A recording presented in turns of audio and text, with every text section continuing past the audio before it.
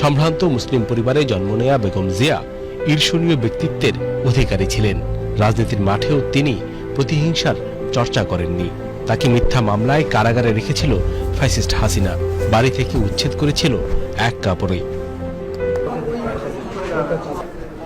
আজকে যেভাবে আমাকে অপমান করা হয়েছে, ঘরের দরজা ভেঙে, আমার বেডরুমের দরজা ভেঙে রীতিমাত্র ট্রেনিং হিসেবে তারা বের করেছে এবং এমনভাবে বলছে যে পুরুষ মানুষ এমনভাবে বলছে যে জোর করে ওনাকে উঠিয়ে নিয়ে আসেন, জোর করে দরকার হলে ওনাকে কোলে উঠিয়ে নিয়ে আসেন। এরকমভাবে একটা সরকারের এই আচরণ, ওনারা ধাক্কা দিয়ে আমাকে গাড়িতে উঠিয়েছেন।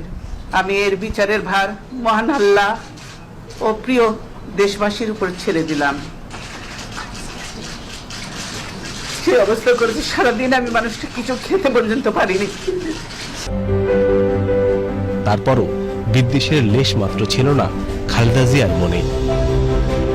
খালেদা জিয়া ও তার পরিবার নিয়ে ফ্যাসিবাদী মিডিয়ার কুৎসার সয়লাবের যুগে নতুন প্রজন্ম বেগম জিয়াকে দেখেছেন নিঃসঙ্গ এক যোদ্ধা হিসেবে, যিনি তরুণ বয়সে স্বামীকে হারিয়েছেন। দুই ছেলে বাধ্য হয়ে বিদেশ বিভুঁয়ে, এরই মাঝে ছোট ছেলের মৃত্যু, তারপর প্রবীণ বয়সে কারাবাস।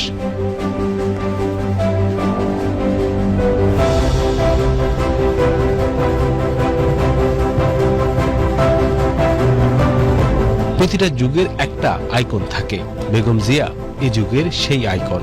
ফ্যাসিবাদের নির্দয় অত্যাধুনিক নাগপাশের মাঝে থেকেও উনি লড়ে গেছেন সর্বোচ্চটা দিয়ে। ওনাকে কেউ কিনতে পারে নাই।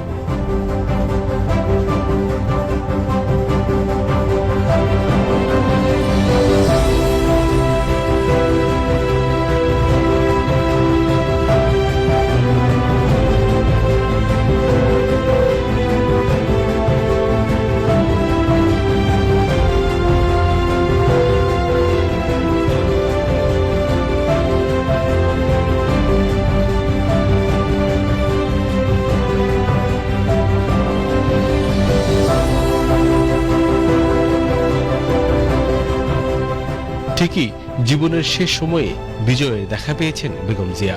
২৪-এর গণ অভ্যুত্থানের পর নতুন বাংলাদেশের অবিসংবাদিত অভিভাবক হয়ে উঠেছেন তিনি।